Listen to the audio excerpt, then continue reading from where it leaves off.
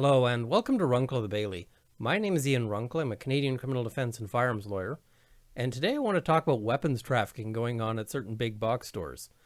Now, you might be thinking, whoa, is there some public safety danger here?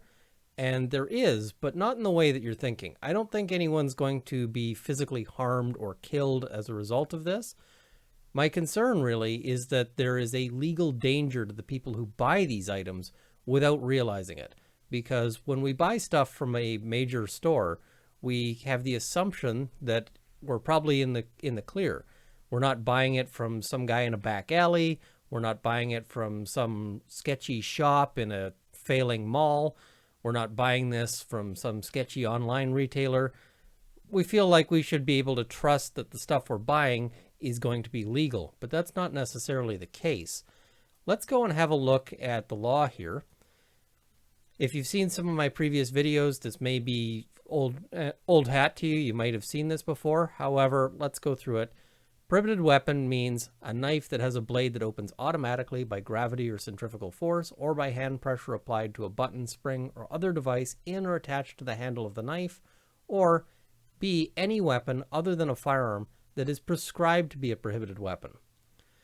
I'm going to cover B first here. B has three components. First, that something is a weapon. So outside of this definition, it has to be a weapon first. And then it has to be something that's not a firearm.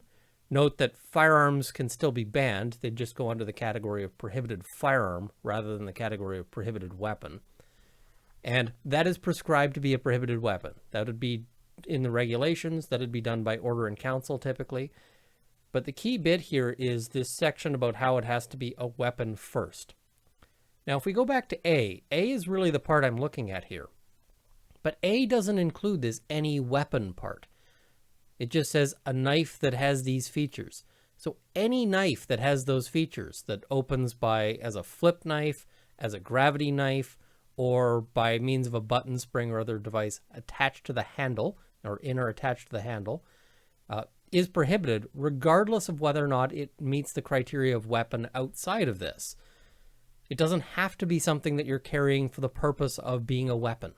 It doesn't have to be something that was designed for that purpose. It could, in fact, be designed for all sorts of other purposes, but it still counts as a prohibited weapon if it meets those criteria. That's potentially a problem here, where we start talking about knives that maybe weren't designed as weapons, but we can run into issues with. Let's go and have a look. I'm just switching us over here. This is the Home Depot site. And just plug in a search. This is Home Depot, Canada. Plugging in a search for knife. We see here one of the first entries, Milwaukee Tool Fastback Smooth Folding Knife. Fairly straightforward knife. Scrolling down, we see press and flip open. One-handed opening. They're describing a flip knife here. That's a centrifugal force knife. That appears to be covered. It's got a wonderful little graphic here that shows them flipping it open. That's a bit concerning. So this appears, from the looks of it, to be a prohibited weapon in that it's a knife that flips open. We can get a little bit more in depth here. And I'm just stuck on a loading screen for some reason.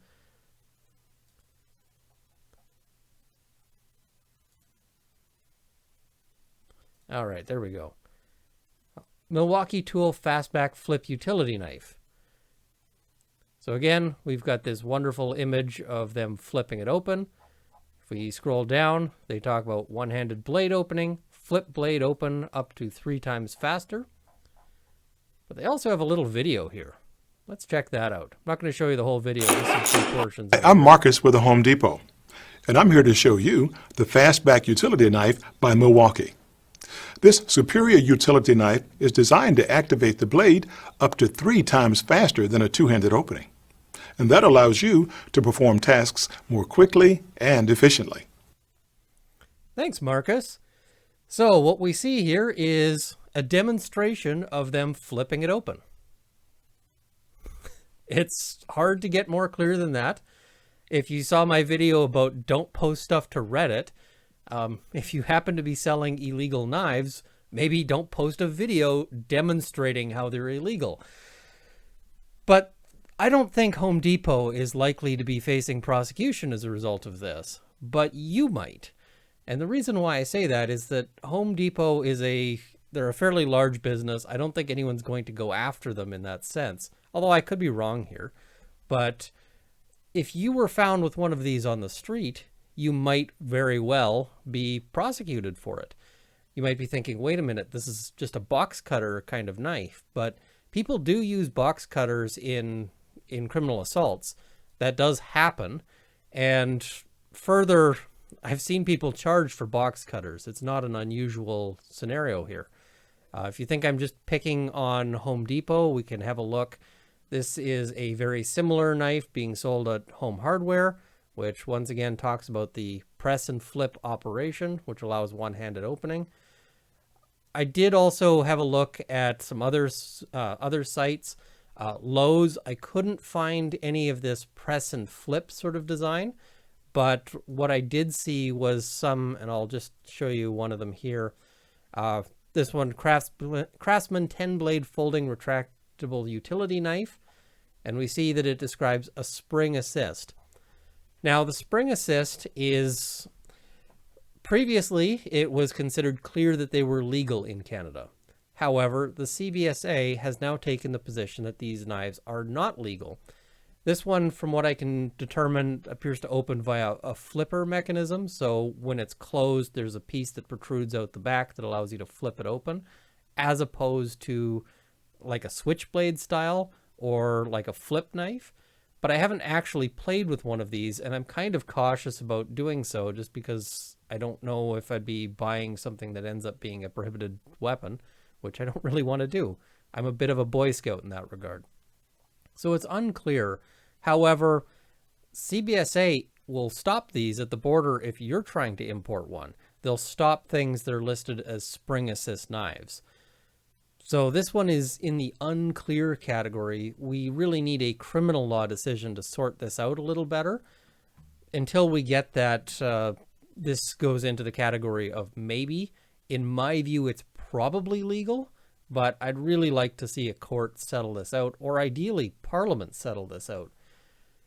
Now, the reason why I said earlier that I don't think that this is a big public safety issue is people aren't typically going and using these kinds of box cutters a lot in assaults. It does happen, but they're not terribly lethal. Sometimes people use them in sort of disfiguring, slashing kind of attacks. But there's also a lot of good uses for this. There's a reason why they're being sold at Home Depot, and why we've got Marcus at the Home Depot there telling us how they're a great useful item. There's a couple of really obvious things that I'll point out here if you're not sort of a knife person and you're watching this and you're going, whoa, why would you need it to be able to deploy like that? Well, the first example that springs to my mind is if you're up on a ladder and you want your 3 points of contact. You've got one hand holding the ladder, 2 feet holding the ladder, and now you need a knife.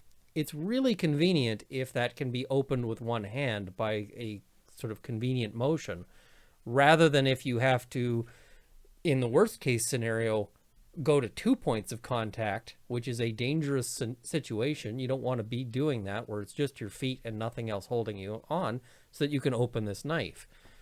A fixed knife might be dangerous up a ladder, because if you fall off the ladder in some fashion, that knife is going to land somewhere. And you're hoping, very much hoping, that it doesn't land in you when you hit the ground.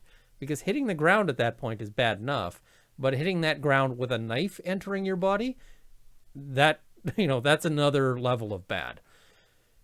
There's other ways that these knives can open in terms of like a thumb stud or the like, that might be still one-handed opening.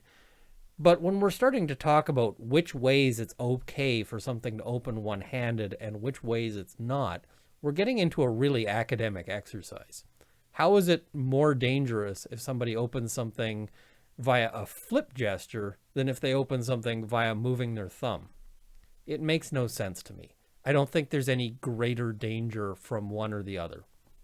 But Parliament, in its infinite wisdom, has decided that these knives are banned, so they're banned. The other example that springs to mind, and in some states in the U.S., These knives are legal if you have a disability. And what I mean by that is that you've got individuals who might have one hand or only function in one hand, or they might be dealing with arthritis or something else that makes it difficult to operate a knife in other fashions. So in some US states, they'll say these kinds of knives are banned unless you happen to be a one-handed individual or somebody who only has function in one hand.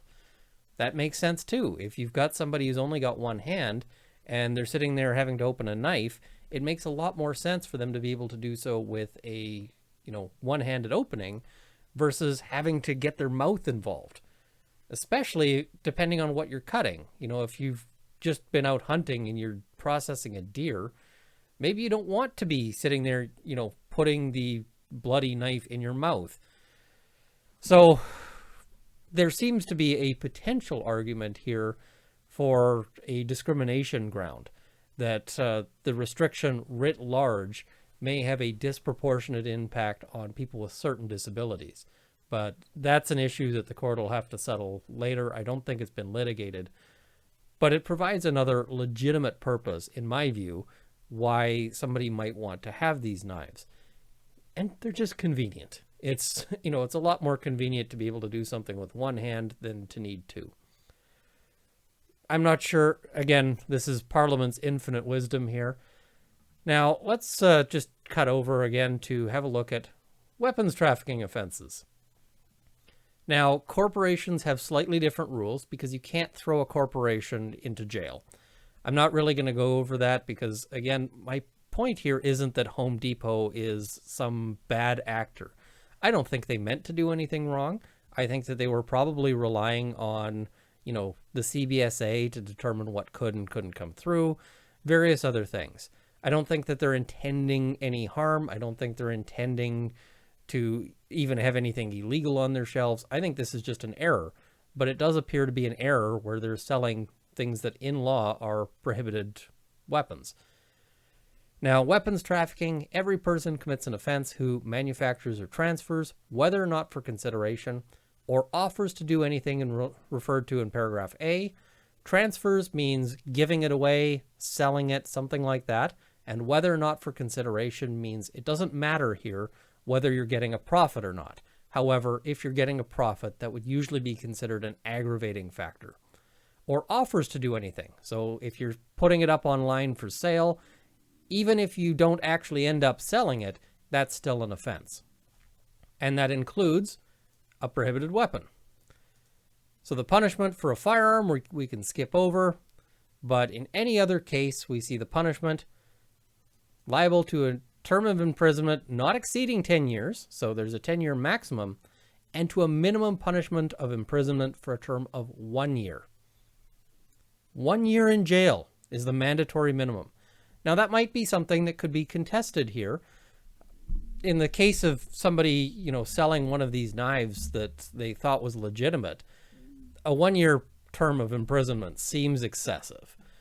But ultimately, that would be something for the courts to sort out. I don't know if this particular section has been challenged. I didn't look that up in making this video. It's not terribly important for right now. The main thing, though, is if you're found with one of these things, you could end up being prosecuted. And you might say, wait a minute, my defense is, I didn't know this was banned.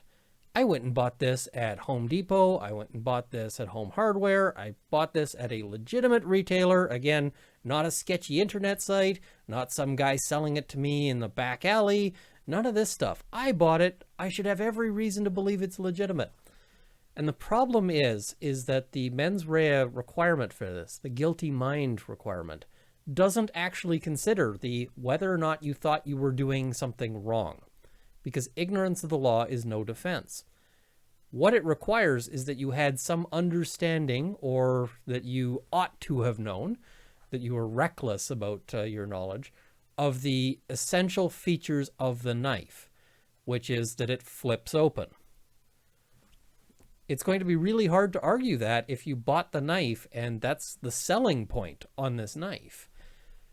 So you can be convicted on that, notwithstanding the fact that you bought this at a legitimate store, that you had every reason to believe that you are 100% in the right on this. That's the main danger I'm concerned about here, which is that people who are otherwise innocent actors may end up facing charges because of bad law and because of a business's error. Anyway, I hope this has been useful to you. You can tell I'm not terribly thrilled with the law at this point. I think it's a bad law, but it's the law we're stuck with. I want to thank you for watching. Please like, share, and subscribe if you've enjoyed this content or found it educational. I also want to thank my $10 Patreon subscribers, my buddy Keith, Process Eng, Stephen Larson, General Counsel of the CCFR, John Robinson, Tim Rogers, Roy Haddock, Jean-Alexandre Tessier, Cameron Johnson, Sir Goat, and Sights and Arms Limited. If you wish to join them, there's a link to my Patreon below. Thank you once again for watching, and I hope this has armed you with knowledge.